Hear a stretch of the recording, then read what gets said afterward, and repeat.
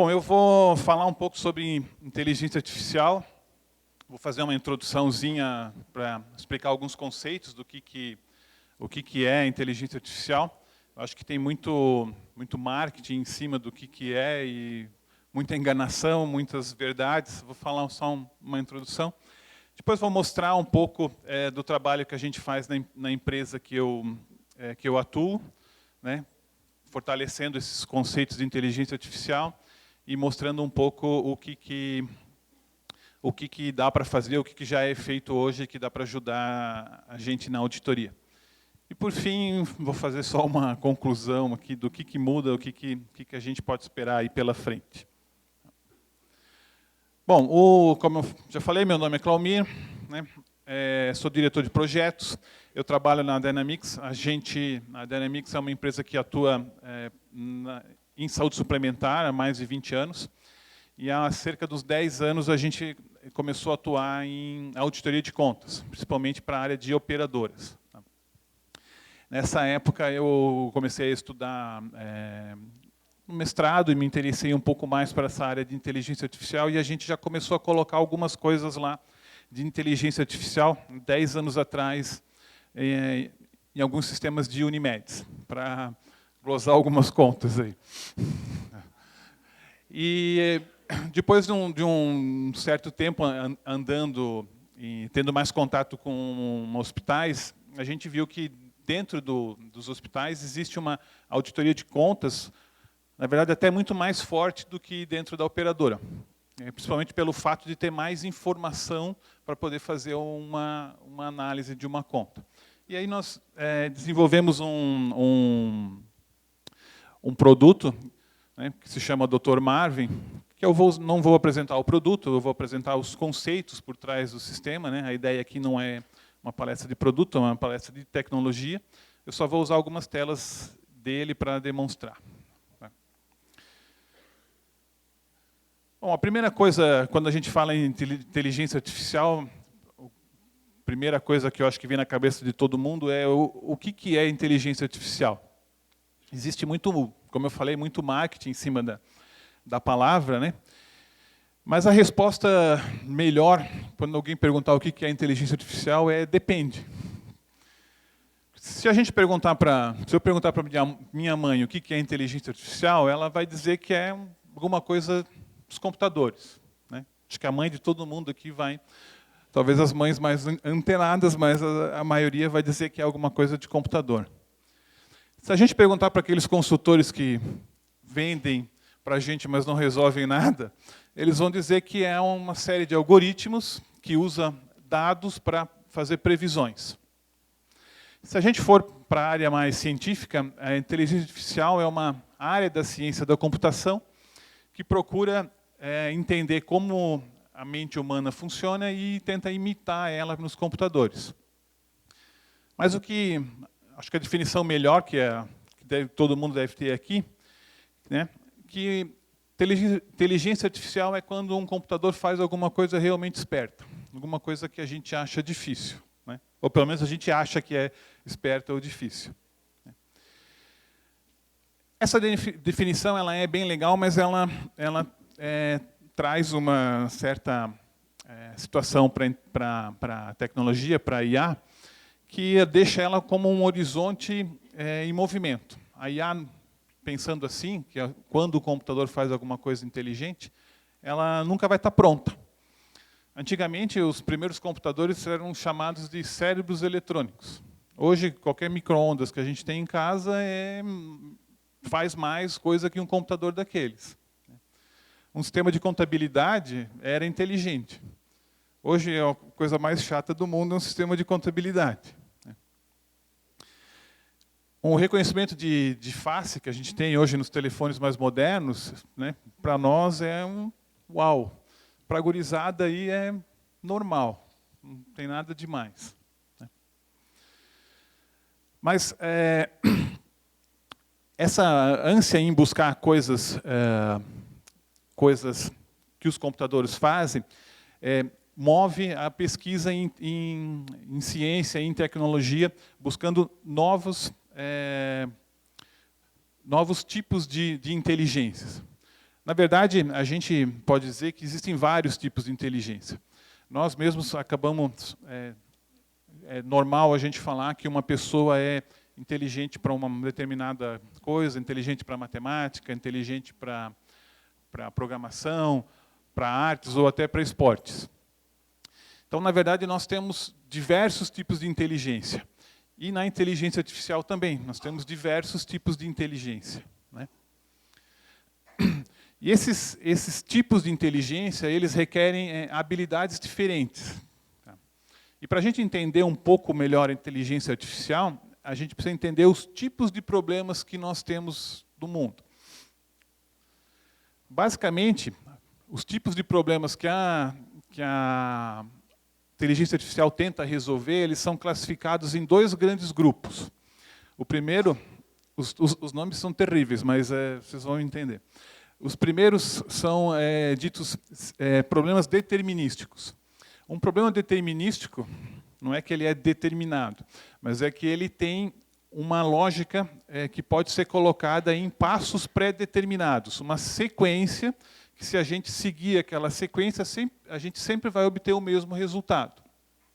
Os problemas indeterminísticos são os problemas um pouco mais confusos, coisas que a gente não consegue descrever uma sequência de passos para resolver eles. Por exemplo, os determinísticos são cálculo de impostos. Apesar da confusão que a gente tem no Brasil, existe uma legislação que, se a gente seguir ela de forma correta, a gente sempre vai chegar no mesmo resultado. A aplicação de fórmulas matemáticas, a matemática é uma ciência formal, uma coisa que sempre vai ser daquele jeito. Ou uma coisa um pouco mais do nosso dia a dia, uma aprovação de crédito. Normalmente um banco, quando você vai pedir um empréstimo, um financiamento, ele vai seguir um script, vendo para ver se essa pessoa pode ser autorizada ou não.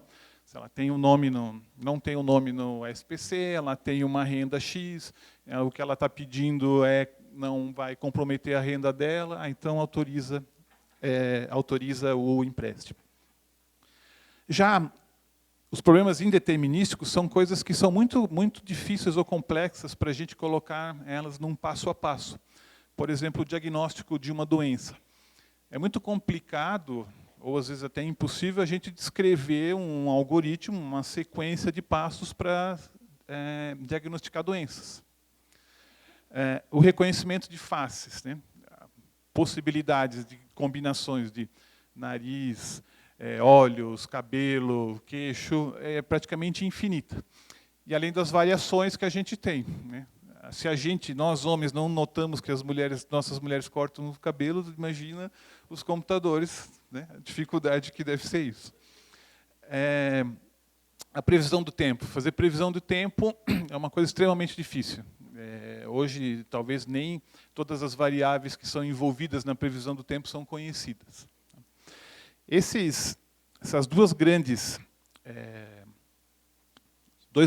tipos de problemas, os determinísticos e os indeterminísticos, eles dividem a inteligência artificial praticamente em duas áreas. Uma área da inteligência artificial que é baseada em sistemas lógicos, que são baseados em conhecimento estruturado. Quando a gente fala um pouquinho mais de ciência, a gente chama de inteligência artificial simbólica, que ela trabalha com símbolos. E o outro lado é a parte da probabilidade.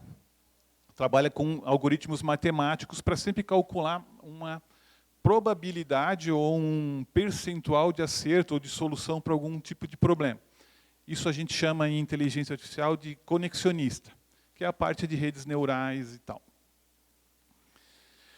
Bom, e daí, né? Por que eu falei isso aí? Porque a maioria dos problemas interessantes para a gente resolver são problemas indeterminísticos. As coisas que realmente interessam para a gente são as que a gente não consegue descrever um passo a passo para solucionar. Ou, se a gente conseguisse descrever, ia dar tanto trabalho, ia ser tão difícil, que ia se tornar inviável. Esse fato fez surgir, alguns cientistas, alguns anos atrás, o que a gente chama hoje de aprendizado de máquina. Eles criaram técnicas para fazer com que os computadores conseguissem lidar com esses problemas que não são facilmente programáveis. Então, foi criado o que a gente chama hoje de computadores que são treinados, ensinados. E como é que é feito isso?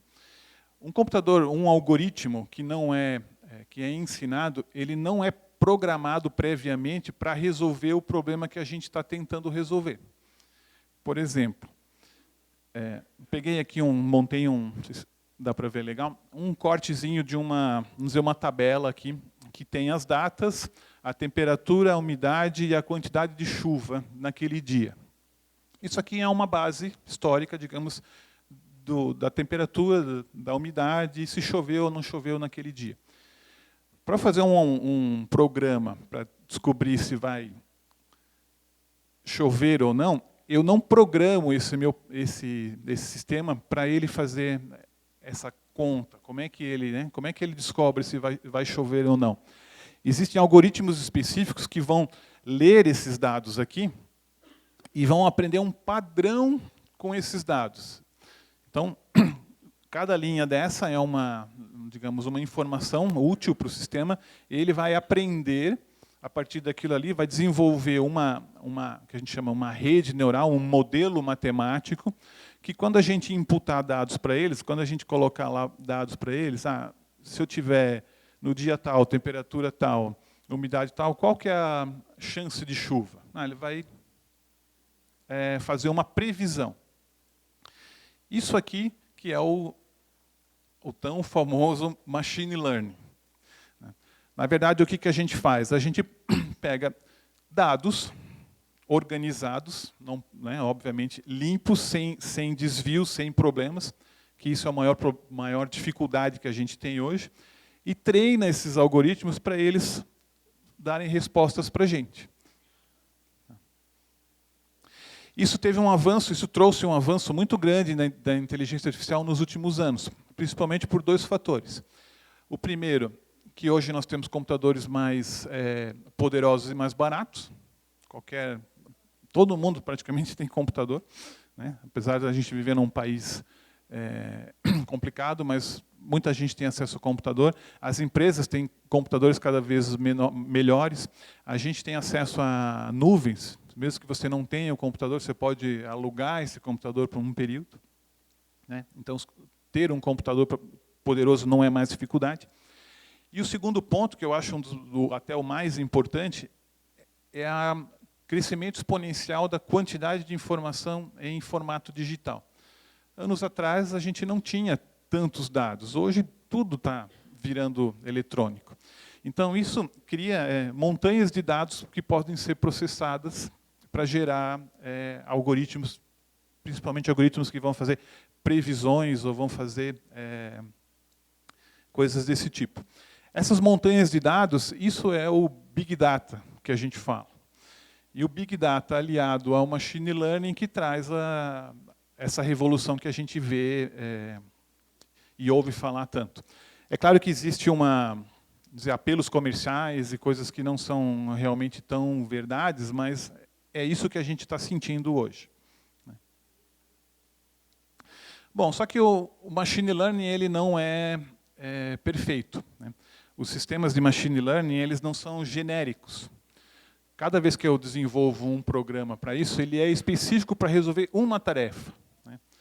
Então, um sistema inteligente, baseado em Machine Learning, ele vai fazer uma coisa de cada vez. Se ele é um programa feito para dirigir carro, ele só dirige. Se ele é feito para jogar xadrez, ele só joga xadrez. Se ele processa texto, ele só processa texto. Eu digo que os algoritmos de Machine Learning são homens, né? Porque se eles fossem mulheres, eles iam fazer tudo ao mesmo tempo. E para a gente resolver problemas mais complexos, são necessários criar conjuntos de sistemas, conjuntos de algoritmos especializados em determinadas áreas, que juntos vão produzir alguma coisa mais inteligente. Mas nós estamos muito longe do que a gente chama de superinteligência, aquele conceito de singularidade, o computador que a gente vai que a gente vê nos filmes lá, que consegue conversar, dirigir, caminhar e fazer tudo. Isso ainda está bem distante. Existe uma previsão, que eu acho que é do Gartner, que para 2060 a gente vai atingir níveis de inteligência desse ponto. Vão começar a surgir os primeiros seres com inteligência múltipla, né? Não sei. Bom, eu vou mostrar um pouquinho de alguns exemplos desses algoritmos aplicados na auditoria de contas. Uma das coisas mais interessantes que a gente pode fazer na auditoria de contas, né, para ajudar na auditoria de contas, é utilizar o que a gente chama de processamento de linguagem natural. O processamento de linguagem natural é uma técnica de inteligência artificial que tenta compreender a linguagem humana, tanto falada quanto escrita. Na verdade, a falada, primeiramente, ela é transformada em texto e depois esse texto é processado. Então, quando você usa lá a Siri do iPhone, a Bia do Bradesco, na verdade, o que você fala, ele transforma em texto e depois aplica um algoritmo desse. E esse algoritmo, das primeiras coisas que ele vai fazer é tentar identificar os termos relevantes que tem naquela frase, transformar aquilo em alguma coisa entendível, em alguma entidade, em alguma ação que a pessoa está tentando fazer. Né? Na auditoria, a gente usa ela para buscar termos que estão escritos no prontuário, nas evoluções de enfermagem, numa descrição cirúrgica, num relatório de gasto cirúrgico, termos que são interessantes e relações entre esses termos para poder fazer cruzamentos com a conta ou até com outras evoluções. Aqui eu não sei se vocês vão conseguir ver, está um pouquinho pequeno. Essa aqui é uma tela de um programa que a gente faz lá. E aqui tem um trecho um trecho de evolução. E essas frases, esses termos que são destacados, eles são termos que são normalmente interessantes para a auditoria, né? Deixa eu ver se eu consigo ler aqui. Tem recebendo dieta em BIC. Esse paciente está fazendo uso, né, de bomba de infusão. Ele tem mantendo o catéter de O2, então ele está utilizando, está fazendo uso de oxigênio. Interessante aqui que não é uma busca de palavras dentro do texto. Não é como você, quando você está lá no Word, deu um Ctrl F lá para procurar uma palavra. Não é isso. Ele consegue processar esse texto e ter uma compreensão do que está sendo buscado. Por exemplo, assim, ele vai buscar lá se o paciente realizou uma fisioterapia.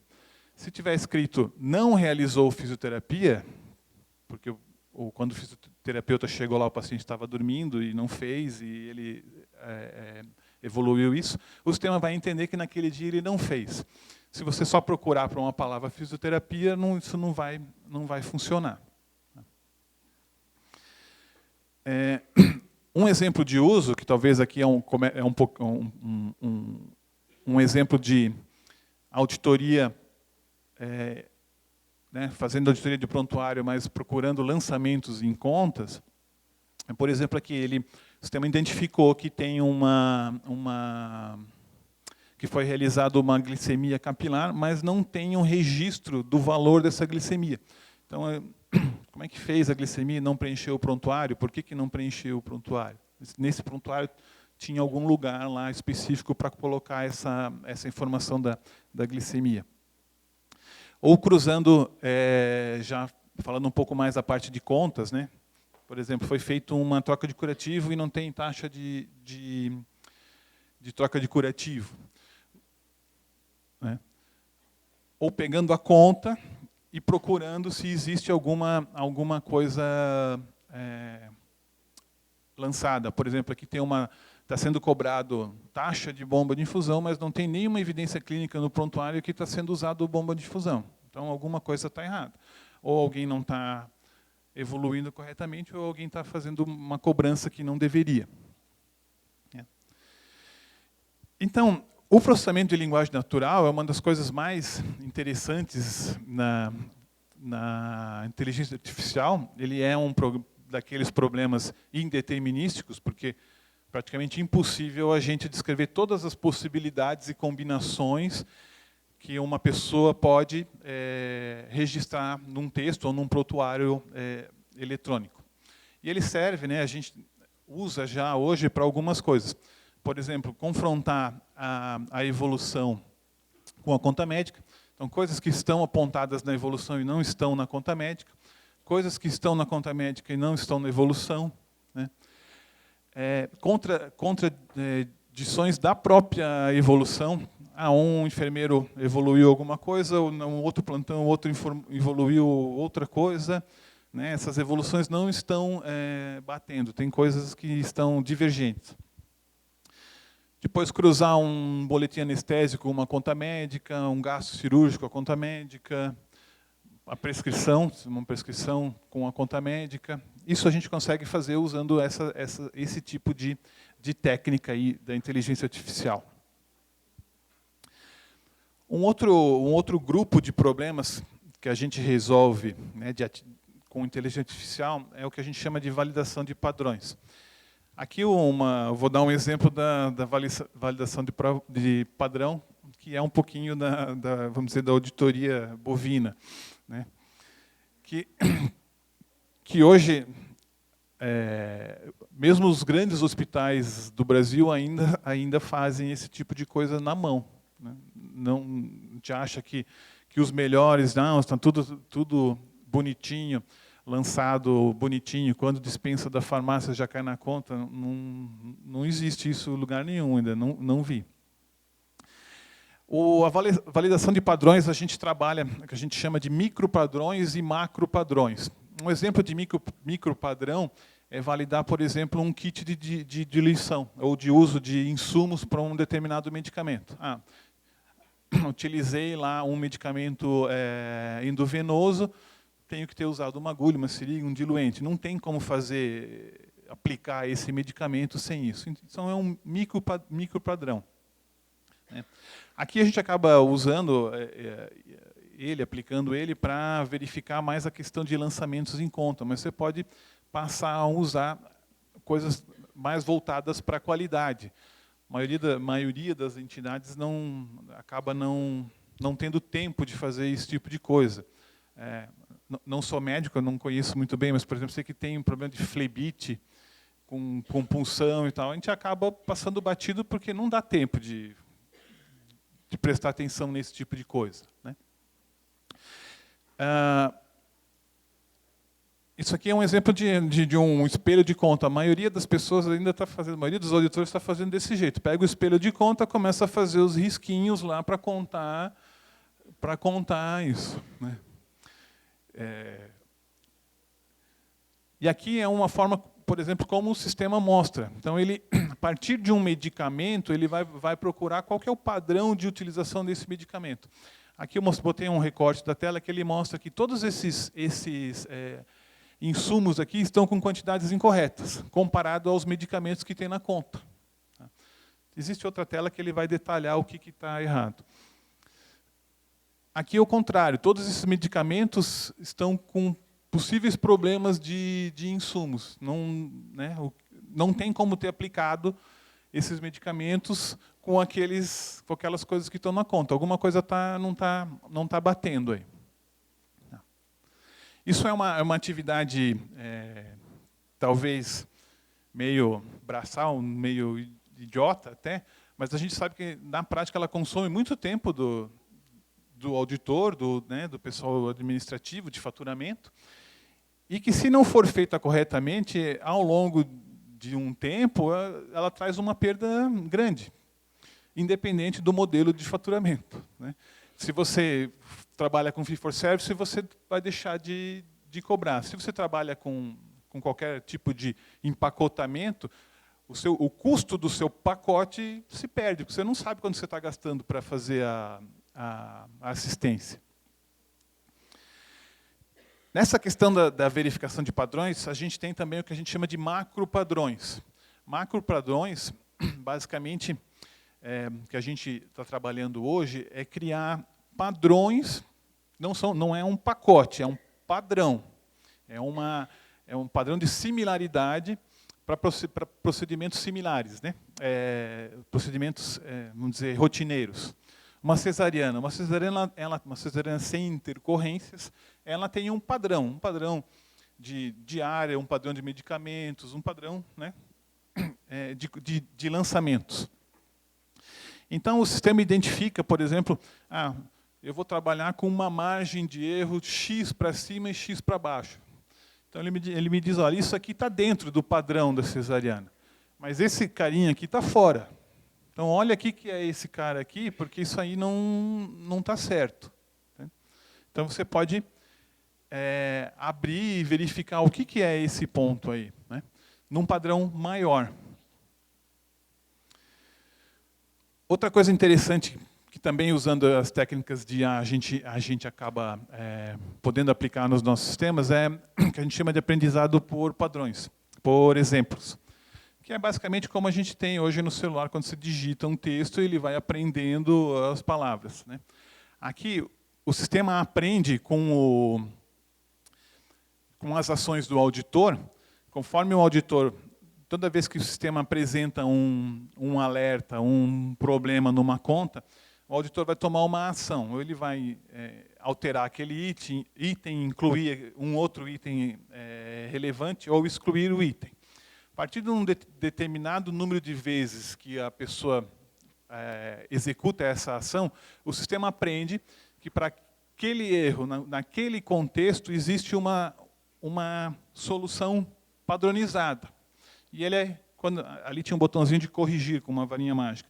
Quando a pessoa clicar naquele botãozinho, ele vai apresentar. 99% das vezes foi feito isso. Você quer fazer isso ou você quer fazer a outra? Isso pode chegar num grau de assertividade que é possível automatizar. Então, toda vez que der esse problema, já faz sozinho. Depende do quê, né? Não vai criar um registro clínico, vai fazer um ajuste na conta. Nunca um lançamento lá né, clínico. Uma outra coisa interessante, que aí começa a mudar um pouco vamos dizer, a vida do auditor, é que esses sistemas eles vão precisar ser treinados. Alguém vai ter que treinar esses sistemas, alguém vai ter que parametrizar esses sistemas, né? E provavelmente as pessoas que vão fazer isso não são as pessoas de TI, são as pessoas de auditoria, as pessoas que conhecem o domínio do problema, né? Aqui é um exemplo de dá um pouco apagadinho, um exemplo de uma tela onde o auditor pode colocar regras, inteligência no sistema, por si só, sem depender do pessoal da TI, para pedir para o cara parametrizar alguma coisa. Ele pode montar aqui tem um exemplozinho que o auditor consegue pegar lá e dizer, se existir a gente chama de uma tag, se existir alguém escreveu lá que o paciente fez fisioterapia em determinado dia, e não existir naquele mesmo dia um código de uma sessão de fisioterapia, eu quero que dê um alerta aqui. Então, eu parametrizei o sistema. A partir daquilo ali, toda vez que essa situação acontecer, ele já vai mostrar na tela. Isso parece ser simples, mas isso muda bastante o trabalho do dia a dia de um auditor, pelo menos na minha visão. Ele passa a ser um agente de parametrização, um agente que vai imputar inteligência em um sistema, e não mais uma pessoa que vai ficar fazendo quadradinho no papel, né? Então, a gente acaba subindo a régua da auditoria. Bom, com esses algoritmos, né, com essas técnicas, o que a gente consegue resolver de problemas dentro da auditoria? Bom, praticamente tudo que pode ser padronizado, que deveria seguir um padrão, desde um kit de diluição até um protocolo clínico, poderia ser automatizado ou digamos, auxiliado por um computador. Esse nosso sistema ele trabalha com auditoria concorrente, um dos módulos dele. O que é auditoria concorrente? Ele fica fazendo a auditoria da conta quase que em tempo real, todo dia. Fechou o dia, ele pega aquela conta, audita e aponta os problemas. Ele pode apontar os problemas para o auditor ou pode apontar o problema para o pessoal de assistência, que é quem deveria já deixar essa conta correta. Então, todo dia vai validando padrões. Então, por exemplo, um protocolo clínico, ele tem uma cadência, uma sequência de coisas que tem que ser feitas. Você pode tentar treinar o sistema para fazer com que sejam seguidos determinados protocolos dentro de uma instituição, sem ter que ficar olhando isso manualmente. Detectar anomalias, como eu mostrei, aquele ponto fora da curva, que pode ser um erro de lançamento ou um erro ou um problema de uma intercorrência, alguma coisa que não foi vista, né? Verificar ausências de lançamento ou ausências de itens de uma conta, ausências de preenchimento de prontuário, né? Coisas que deveriam estar ali. Mesmo conferir preenchimentos aqui indo já um pouco mais para o lado do faturamento, né? Coisas que não estão preenchidas corretas, que o convênio vai glosar, que é aquela coisa, está prescrito, está administrado, mas não está checado. Então não vou pagar. O sistema consegue verificar esse tipo de coisa e já resolver. A questão de valoração, né? Já checar valores, um pouco mais na auditoria retrospectiva. Então, vou preparar essa conta para mandar para o faturamento, eu já quero deixar os valores todos certinhos. Pegar a Brasíndice no dia que foi utilizado com os percentuais negociados, os contratos todos. Os somatórios que eu digo aqui seriam essas contagens todas que a gente tem dentro de uma conta, né? Um paciente que fica internado 3 dias, ele não pode ter tomado, sei lá quantos antibióticos. Ele tem um limite aí dentro, né? E mesma coisa, as contagens de oxigênio, bomba de infusão, essas coisas que vão ter padrões, a soma tem que ser condizente. Depois, conferências de periodicidades, trocas de dispositivos, trocas de como é que é o nome daquela? O Polifix, essas coisas que tem tempos determinados, né? Controlar excessos, aí já entra um pouco mais coisas que não deveriam ultrapassar, que não estão fora do padronizado. Basicamente, com essas tecnologias, a gente consegue automatizar boa parte do que é feito de forma braçal no dia a dia da auditoria, né? E a intenção desse sistema, vinha conversando um pouquinho antes com a Goldete, não é, como muita gente fala, substituir o auditor. Ele não vai fazer esse tipo de coisa. Ele vai auxiliar o auditor, né? A mesma coisa que é como se a gente pensasse um médico 50 anos atrás. Ele não conseguia fazer muito mais porque ele não tinha ferramentas, né? Agora a gente começa a colocar ferramenta na mão dos auditores. Então, esse trabalho braçal, a gente vai poder automatizar ele. E o auditor vai acabar podendo ir para o lado, digamos, técnico clínico, como disse a Goldete, da auditoria. Então, o que é, pelo menos essa é a minha visão, né, visão minha e das pessoas com que eu trabalho, o que isso muda na auditoria? Existe um artigo, eu acabei não colocando a referência, depois eu vou colocar aqui, eu vou disponibilizar a apresentação para o Jaziel, para ele encaminhar para vocês. Um artigo muito interessante, que eu sugiro que todos leiam, que diz que o software está comendo o mundo. Hoje, se a gente parar para pensar, as maiores empresas do mundo são empresas de software. O Uber se transformou na maior empresa de transporte do mundo, apesar de não ter nenhum táxi, né? É a maior empresa de táxi do mundo e não tem nenhum táxi. O Airbnb é a maior rede de hotéis do mundo. A Amazon é a maior loja de livros do mundo. O LinkedIn é uma plataforma de recrutamento que todo mundo usa e é a maior do mundo. O Google, apesar de a gente pensar no Google só como buscador, o Google é a maior empresa de propaganda do mundo. Quando a gente procura qualquer coisa lá no Google, ele mostra um anúncio daquilo. Não existe empresa de propaganda que tenha esse poder. Né? E o software ainda ele está transformando, além das grandes empresas de hoje em serem empresas de software, não serem mais empresas de petróleo, de commodities, né? Ele está transformando o nosso dia a dia. A música que a gente ouve, ela virou software. Ninguém mais compra CD. Alguns compram vinil, mas CD ninguém mais compra. Filme. Filme é no YouTube ou Netflix, não existe mais locadora.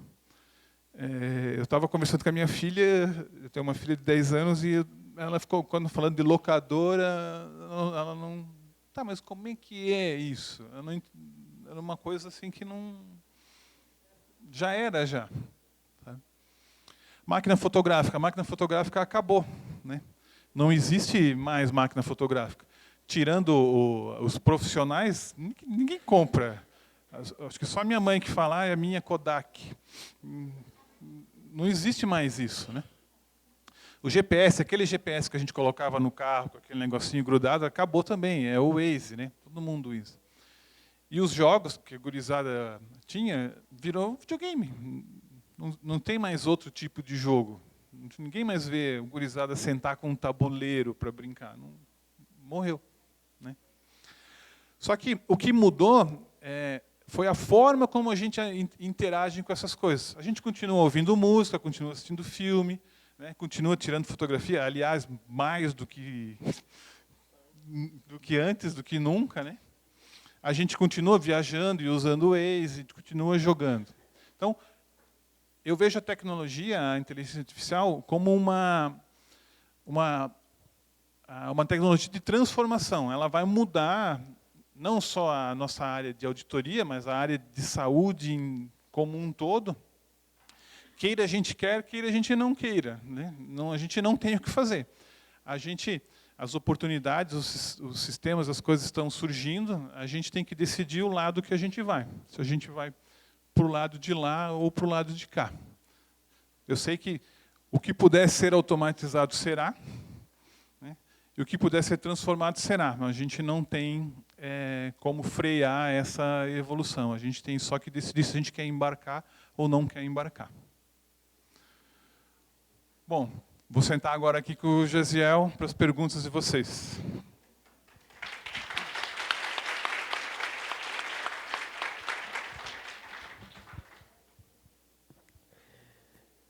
Bom, esse tema da inteligência artificial, eu não sei se todos conseguiram entender que é algo que vem revolucionar a rotina atual de faturamento e de auditoria. Desde o início a gente tem falado de bolinha de algodão, de seringa, de agulha, né, de contar ampola de dipirona, checagem. E isso faz com que a área operacional do faturamento e auditoria desvie o seu olhar para uma visão estratégica e de gestão, enquanto o sistema já vai fazer essa interpretação. Não é isso? É isso. Eu acredito assim, que esse trabalho braçal, que hoje acaba sendo um trabalho braçal, né? A gente acaba colocando pessoas, enfermeiros e pessoas capacitadas para fazer um trabalho que pode ser automatizado, né?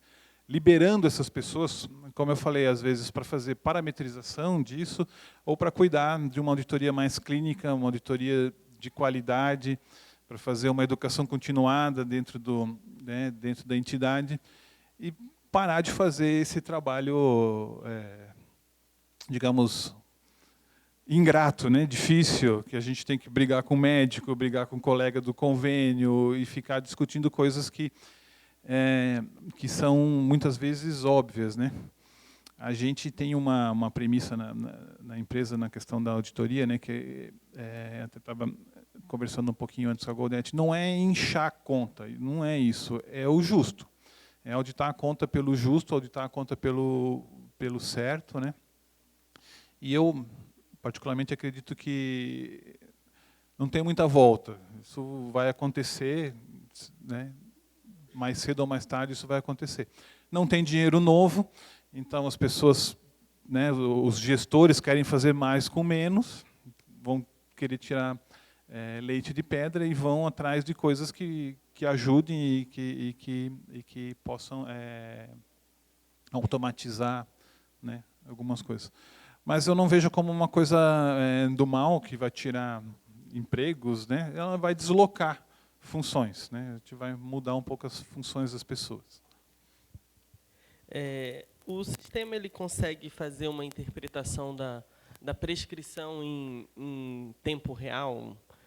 O médico está fazendo lá um esquema de antibiótico terapia, já está no 7º dia, aquele antibiótico não é o ideal lá conforme o CID ou a patologia que ele mencionou na evolução. O sistema consegue fazer essa interpretação e, de repente, dar um start para quem está fazendo essa auditoria? Pode falar. Não, tecnicamente, eu acredito que sim. Falando um pouco do nosso sistema, não é a intenção dele fazer esse tipo de coisa. Ele dá uma orientação para uma escolha de um antibiótico, não, eu vejo que é uma coisa um pouco avançada demais, talvez, né? E é difícil, é um daqueles problemas que tem muitas variáveis aí para a gente colocar. E muitas vezes a gente não tem todas as variáveis no mundo digital para poder fazer um processamento ou fazer uma avaliação e dizer, vá por esse caminho ou vá por aquele. Muita coisa ainda está além, né, fora do sistema. Eu sei que tem sistemas, os principais aí nacionais, né, TASI e MV, que eles têm essas bases de dados de interações medicamentosas e tal, mas eu acredito que eles não chegam a esse nível. Eu tive a oportunidade de trabalhar com um sistema italiano que tinha uma base de dados que chamava Farmadat.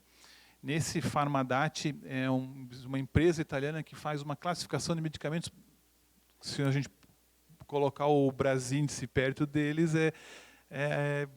nossa, o Brasíndice é a pré-história da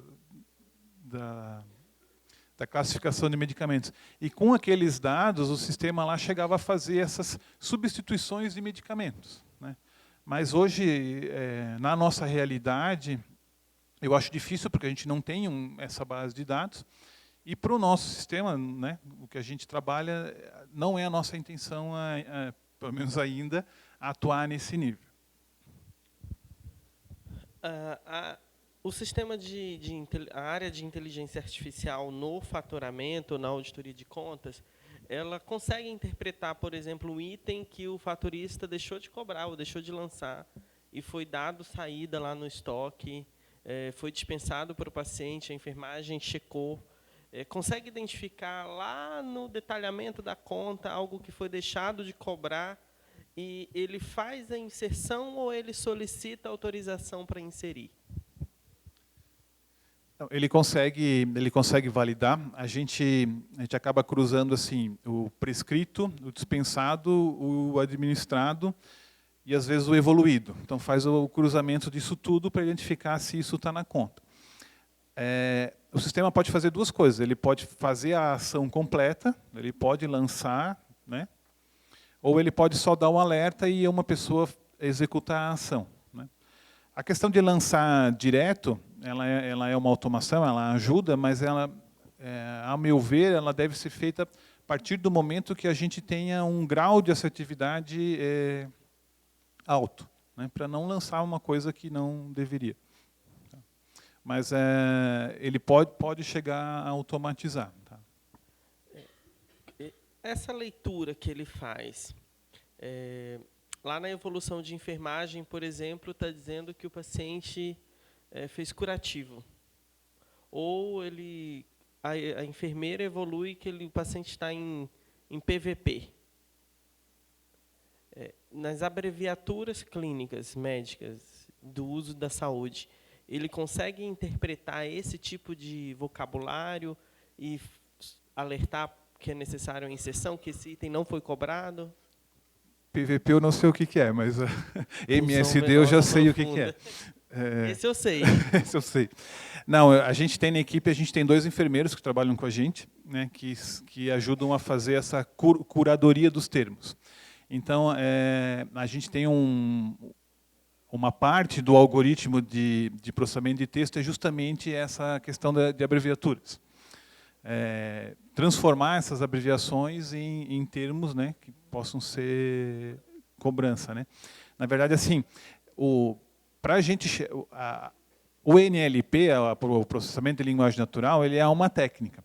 Para você trabalhar num determinado problema, por exemplo, o nosso problema é analisar evoluções clínicas. Você tem que treinar, você tem que ter uma base de dados com evoluções clínicas e treinar como mais ou menos eu mostrei ali o negócio da previsão do tempo, a gente tem que ir treinando essa base, esse algoritmo com vários exemplos para ele conseguir interpretar aquele domínio de problema.